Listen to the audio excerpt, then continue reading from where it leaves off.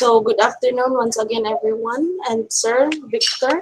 So now my topic is all about the principle of child development based on the National Association for Education of Young Children, or the NAEYC. Then next slide. So again, NAEYC stands for the National Association for the Education of Young Children. Iman ina ninyo mga children. So the NAEYC was founded in 1926 by Patty Hill, and their headquarters is in Washington, D.C., United States. So kinsa man ni si NAEYC or unsa man ni sila?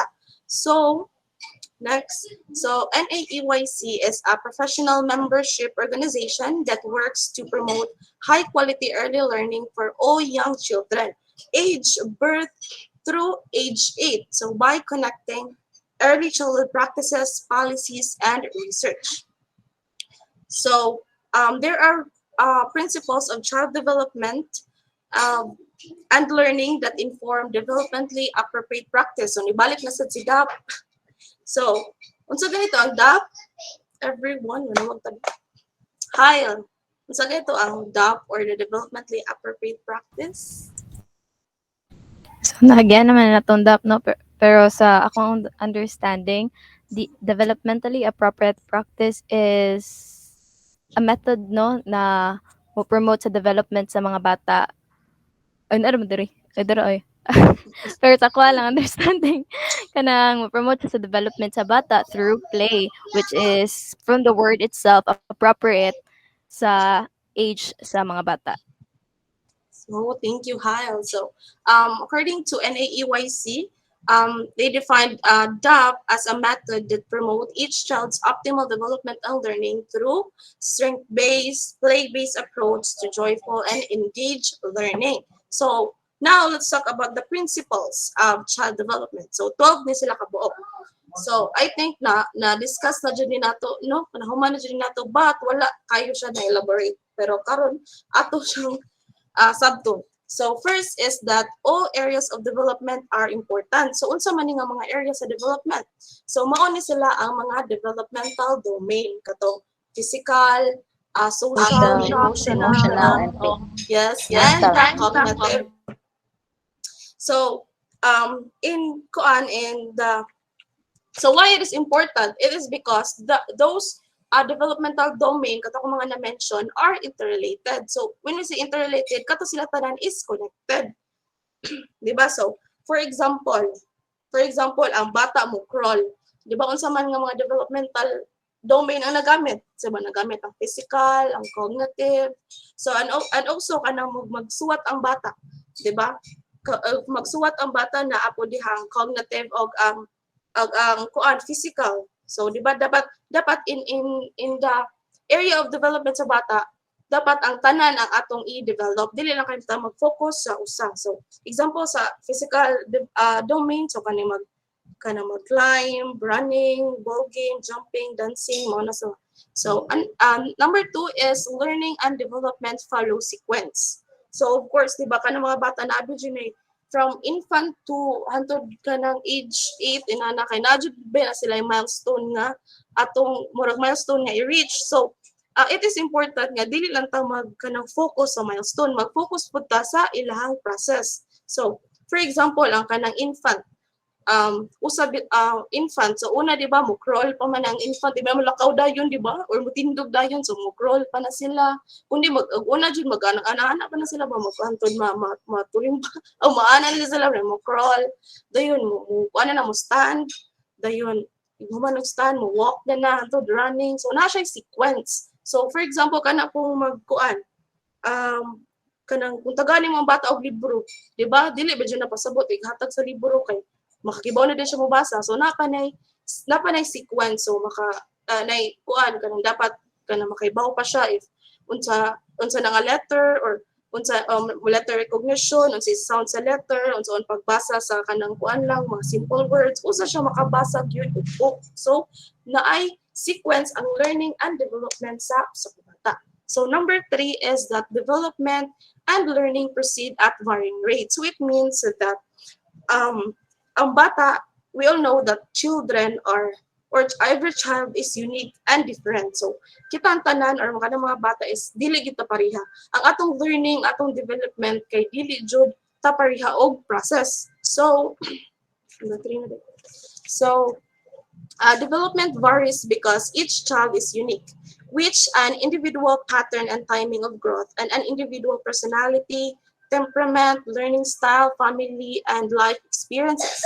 So, for example, a child who is not very physical might develop faster in cognitive and language, di ba? O ang bata po, kanang maayo siya sa cognitive and language, maybe dili kay siya kung sa physical. And also, kana po yung mga bata nga kuan sila kanang visual learner, mas maka-learn sila if kanang ila jung makita or ilang mabasa din na po auditory kanang ilang madungog in kinesthetic kana pong learning by doing. So in that, as a teacher, we have to consider here the individual appropriateness that every child is unique. Every learner has his own phase of learning and development. So next slide. So the fourth principle is that development results from biological maturity and experiences. So So development is the result of the interplay between a growing, changing child and how he or she experience the social and the physical world. So we all know that we are molded or shaped by biological maturation, meaning the signs of our body from fetus to infant to toddler and to adult and so on. So syempre gimold sa atong environment, meaning atong social interaction, the values nga atong ma, uh, makatunan sa atong parents, atong own perspective sa mga butang and nerves. And so kaninga principle is nag-base siya sa perspective or scope nga ang development daw sa usa ka bata ni occur during interaction with so many different happenings sa atong life o sa atong pagdako physically.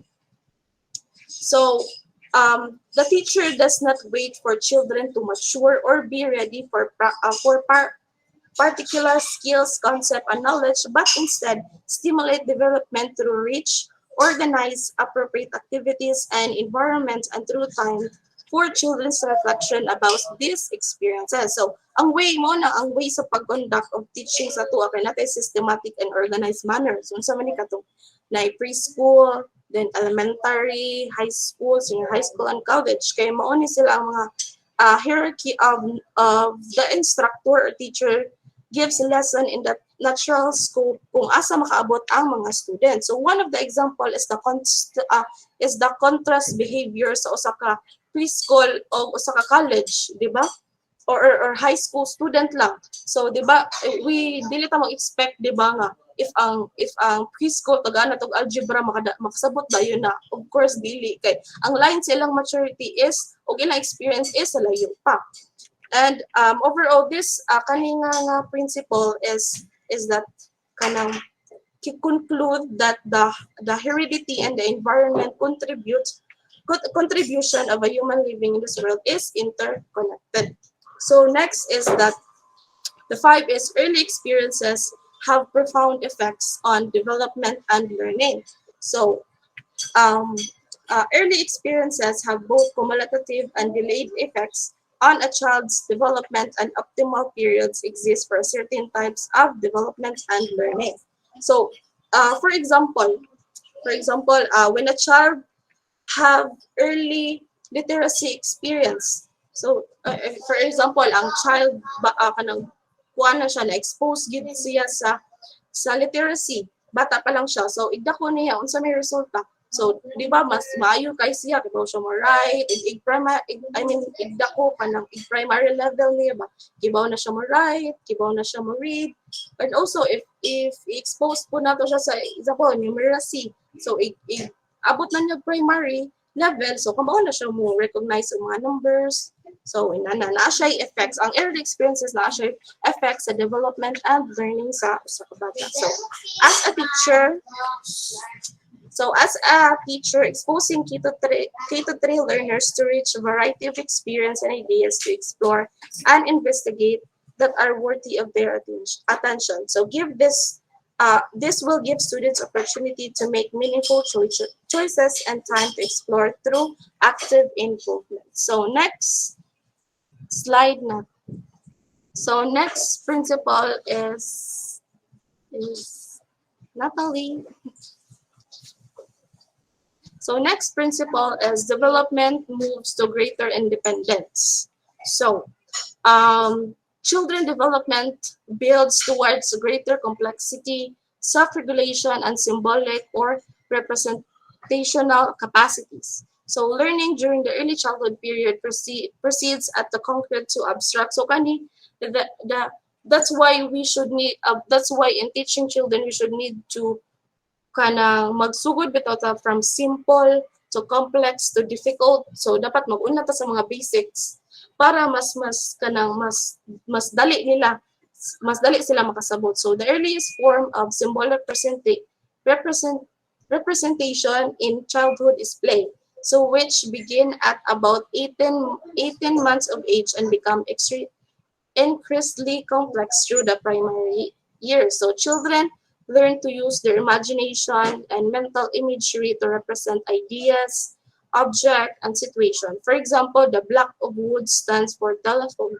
So mao na katong i-discuss na ko kay Eric Erikson, I think ano siguro to stage 3 initiative versus guilt nga katong time kay ang mga bata na sila kanang ano kanang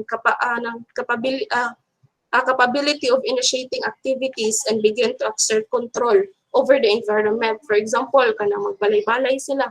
So, naikuan ikaw, mama ka, ikaw, papa. So, na sila yung murag, kuan ba, murag responsibility or na sila yung murag control ana nga play. So, ang bata kay mag-play sad siya, nga siya ang papa. So, isang buhaton kay magbuhaton sa niya, ang sa buhaton sa papa.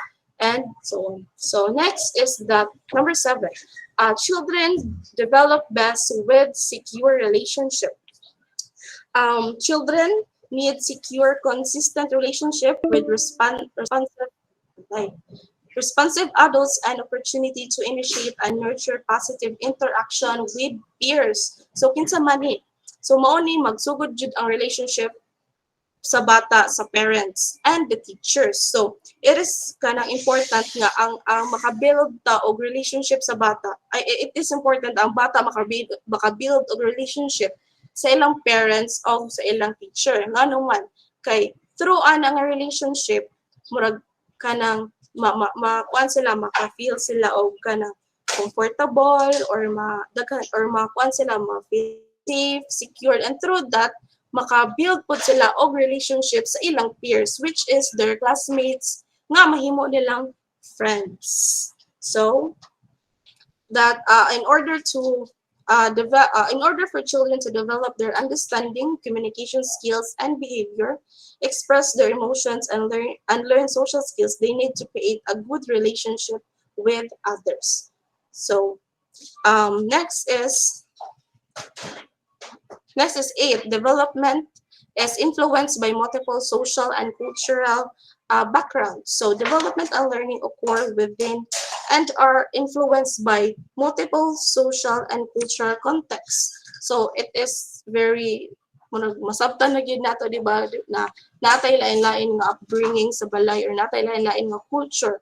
So kanang we all know that kung unsa atong makatunan sa balay, di ba, mao na ang basic nga kuan mo basis nga of unsa atong makatunan sa balay, maupod ang atong murag mada, di ba, or makakuan ta og kanang relationship pod sa social. So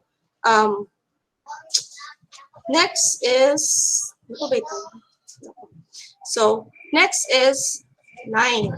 The children learn in a variety of ways. So I well know na daghan kaayong way para makakatuon ang mga bata. So children are born unique and they learn new things differently.